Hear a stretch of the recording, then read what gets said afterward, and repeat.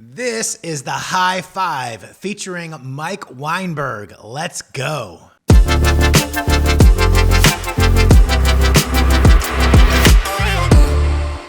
Welcome back to the High Five, where every Friday I share 5 leading thoughts from some of my favorite people. This week is none other than one of my favorite all-time sales leaders, Mike Weinberg. I've read all 3 of his books, and I highly recommend that any salesperson go and read those books. His books are New Sales Simplified, Sales Management Simplified, and The Sales Truth. This video is just a little bit longer than I would like for the High Five, but every second is value packed. So let's dive in.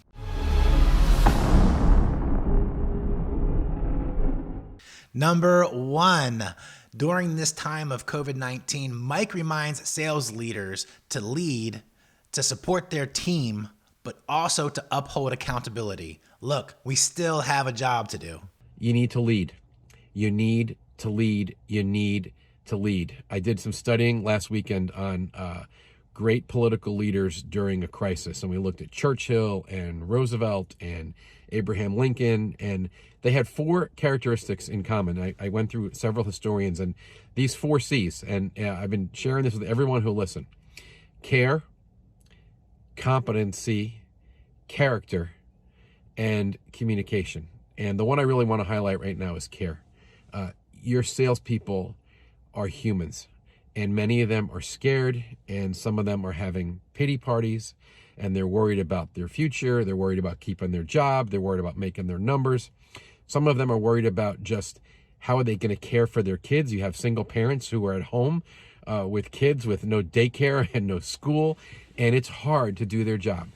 So what I want to ask you to remember is that they're human, and you need to show empathy to your salespeople, just like we're asking our salespeople to be empathetic and put themselves in their customers' shoes and understand their perspective. But having said that, empathy doesn't mean we can abdicate our responsibility to hold people accountable. And even though we may have a different set of expectations and our sights may be lowered in terms of what we're hoping to achieve sales-wise during this time. And that's not everybody. Some companies are actually raising expectations because of what they sell. But assuming in most cases you're going to have a slightly lowered bar, you still need to do accountability. If you abdicate your job, number 1 job is holding salespeople accountable for performance. If you abdicate that right now, that's sales management malpractice.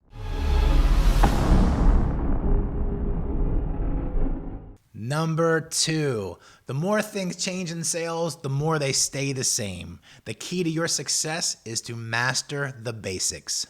Hey sales friends, it's Mike Weinberg with today's daily sales tip. And my tip for you is a bit counterintuitive, and it may sound odd coming from someone who's a supposed sales expert. But I want you to stop listening to the experts, and one kind of expert in particular. It's the folks online who are continually telling you that everything in sales has changed and nothing that used to work for developing new business still works today. That's a load of crap. It's a bunch of nonsense being preached by people who are trying to sell you something new. I want to tell you, with what I see with my own eyes across an incredibly eclectic mix of clients around the globe, is that today's top sellers are executing the best practices and the approaches very similar to what they were doing 5 years ago, 10 years ago, even 15 years ago. If I was to show you the top 1 or 2 salespeople at the companies where I'm speaking and consulting and training, you would be amazed if you watch them and their best practices. They're doing the same stuff they've always done. They've mastered the basics. They're not looking for shortcuts. And that's why I've got a chapter in my new book, Sales Truth, that's called The Not So Extraordinary Best Practices of Some Extraordinary Salespeople. Right? And I highlighted 2 of the most talented and highly producing salespeople I've ever seen. And what I hope you get out of reading that chapter is that those people are not special, and they don't have any magic skills or shortcuts or sales hacks for me to share with you. You know what they do? They work really hard. They're really competitive. They are really focused on strategic target accounts. They prepare like madmen backstage where no one can see them. So they are prepared and well practiced when they're front stage in front of a prospect or a client. They know their business, They know their competitors, they know their industry, they ask great probing questions, they run impeccable sales calls, all based on best practices that have been in use for years and years and years. So my tip for you today is be very careful who you listen to, particularly on LinkedIn, where it's really popular to preach crazy nonsense that tickles the ears of salespeople, preaching all this easy stuff. If you just do this, if you just do that, if you adopt this new process or you get this new hack, everything will change for you.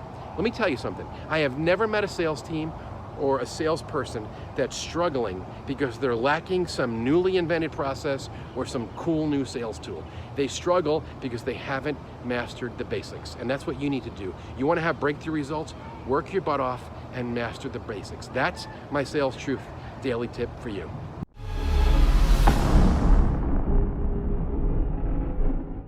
Number 3, when and if you have the opportunity to lift someone up and to encourage, you take it.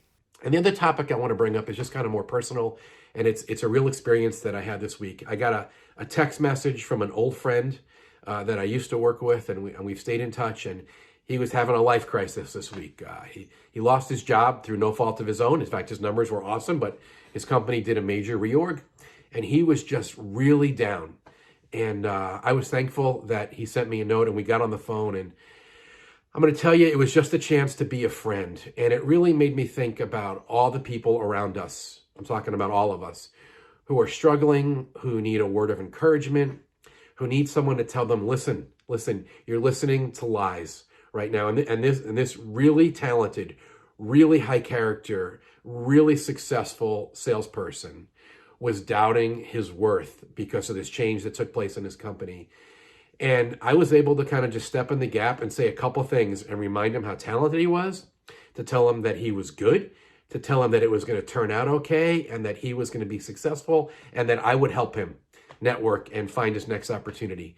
And I just want to share with you, it was amazing, and I'm not taking any credit for this, but he got off his pity horse and got into action 24 hours later and started working his network and posting stuff on Facebook and making phone calls, and ended up having 3 really productive conversations with senior executives who were interested in bringing him in to their company. And I'm telling you that story because I think if you take a step back and look around you, there are people in your life who need a word of affirmation, a word of encouragement, or for you just to speak some truth in love to them. Could be someone on your factory floor, could be a customer service rep, could be a teammate, could be your neighbor. I just know this. There's a lot of people that are struggling. And when times are tough, we tend to listen to the lies instead of preaching the truth to ourselves. And man, we need friends and we need support. So I'm just going to challenge you. Who this week could you love on? And could you share an encouraging word with? And could you maybe make their day or change the trajectory of their week because you pointed them the right direction?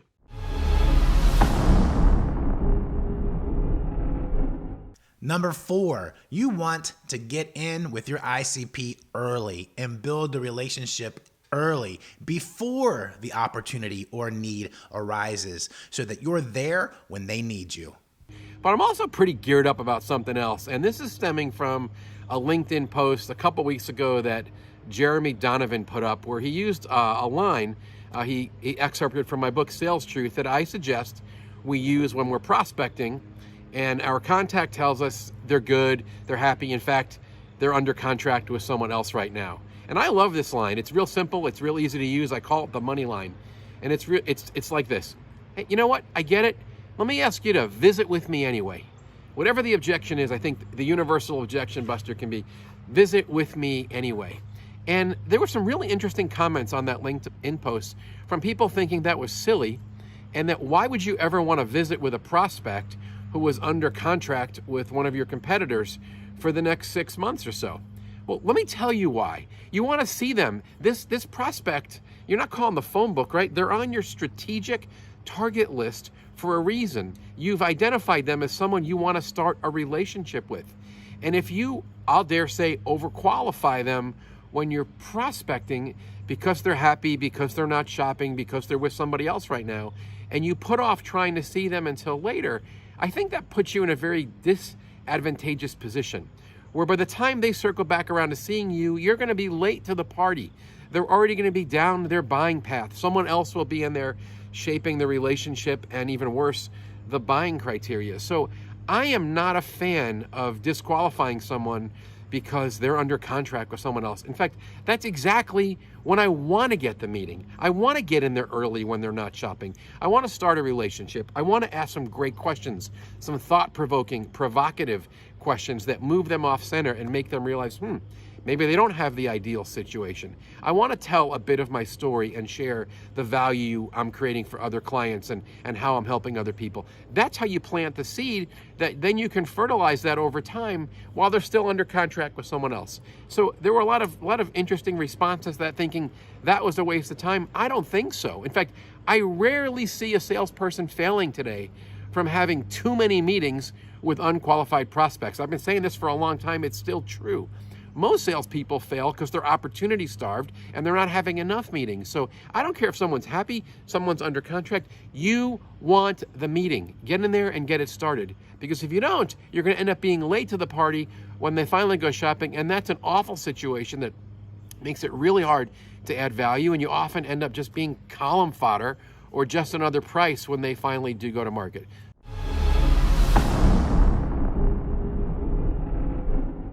Number 5, when prospecting, take pride in who you are as a salesperson because you are a value creator. Fellow sales hunters, Mike Weinberg, I am pumped. I just wrapped up an online meeting with the sales team, and we went deep on the sales truth for becoming master opportunity creators, and we specifically focused on the keys to prospecting. And one of the things we wrestled with that the team found so valuable, I thought I should share it with you right now. And it's your attitude and your mindset going into prospecting and how you see yourself and how you see the prospect. And so many people, when they get into prospecting, they say the wrong things to themselves and they see themselves as an annoyance and they're worried about being a pest. That is ridiculous.